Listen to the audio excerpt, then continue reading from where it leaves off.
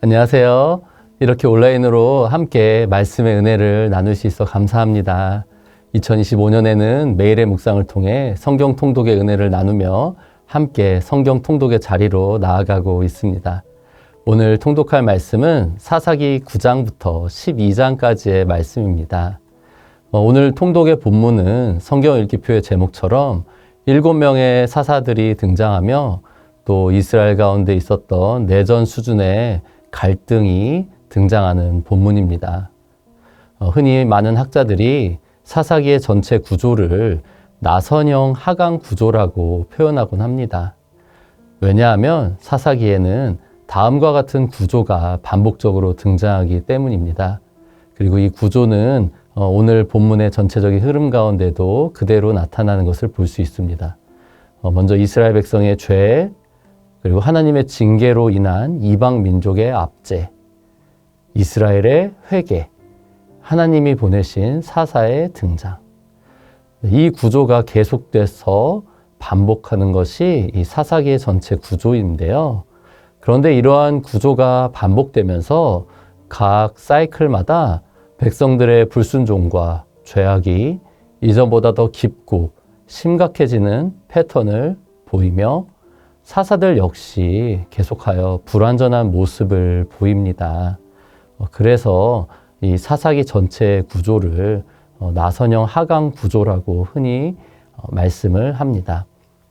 이러한 모습이 나타나는 것은 하나님을 왕으로 섬기지 않고 자기 소견에 옳은 대로 행하였던 이스라엘 공동체의 영적 상태가 점점 더 깊은 혼란과 타락으로 빠져들 수밖에 없었다는 것을 우리에게 보여줍니다. 오늘 본문 역시 이러한 사사기의 큰 흐름을 따르고 있습니다. 기드온에 이어 등장한 아비멜렉은 사사라고 부르기도 어려운 참으로 악한 사람이었습니다. 그는 자신의 이복 형제들을 모두 죽이고 세겜 사람들에 의해 왕으로 추대되었었습니다. 그러나 하나님께서 그 아비멜렉의 악행을 그냥 두시지 않았기 때문에 아비멜렉은 결국 자신을 왕으로 추대했던 세겜 사람들과 내전을 벌이고 이 싸움으로 인해 많은 세겜 사람들이 죽고 아비멜렉도 결국 목숨을 잃게 됩니다. 사사기는 아비멜렉의 이러한 죽음을 다루면서 하나님께서 아비멜렉과 또 세겜 사람들의 악행을 갚으신 것이라고 말씀을 합니다. 이어서 사사기 10장에는 사사 돌라와 야일이 등장을 합니다. 돌라의 경우 이스라엘을 구원하였다고 간략하게 그의 사역을 기록하고 있습니다. 그러나 야일의 경우 아들 30명과 나귀 30마리를 가지고 있었다는 내용만 나올 뿐입니다. 이것을 통해 우리는 사사 야일이 부유하였고 또 이스라엘 사회에서 높은 지위를 지니고 있었구나라는 것을 추측할 수 있습니다. 이어서 10장 6절부터는 사사 입다가 등장합니다.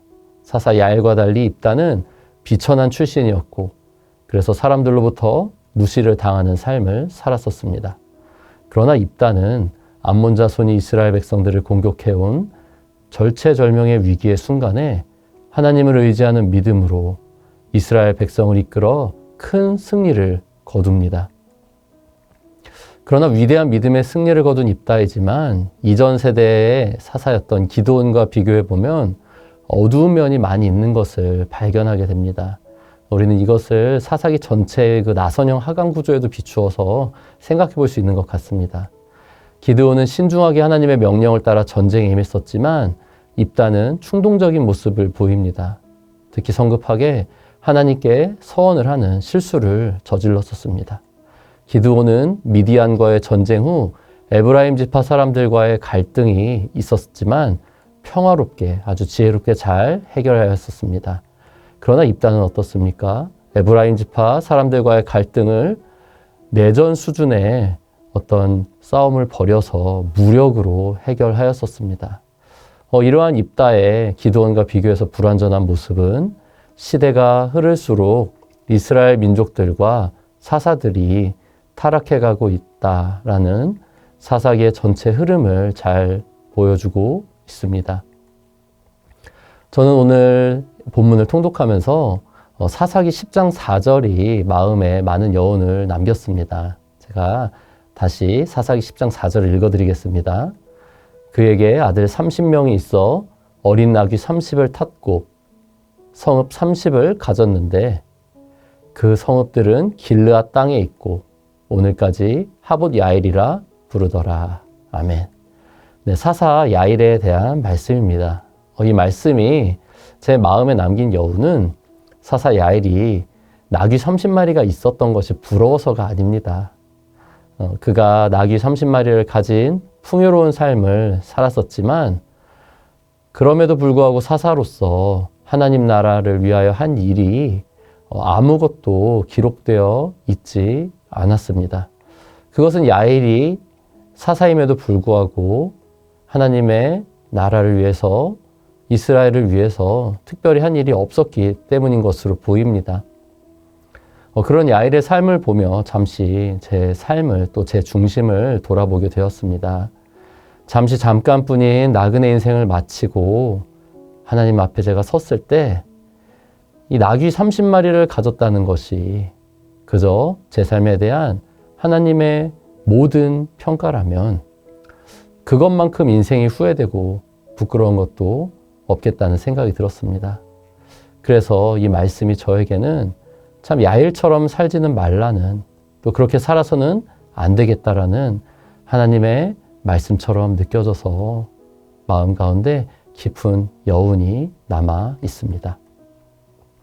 성경 통독을 시작해보니 묵상할 때와는 또 다른 말씀의 은혜가 열리는 것을 경험하고 있습니다. 성경의 전체적인 흐름과 맥락을 파악하는 데서 깨닫게 되는 그런 은혜인 것 같습니다. 매일의 묵상 통독편을 따라 하나님의 말씀을 매일 통독하면서 더 깊은 말씀의 은혜 속으로 잠겨보는 것은 어떠실까요?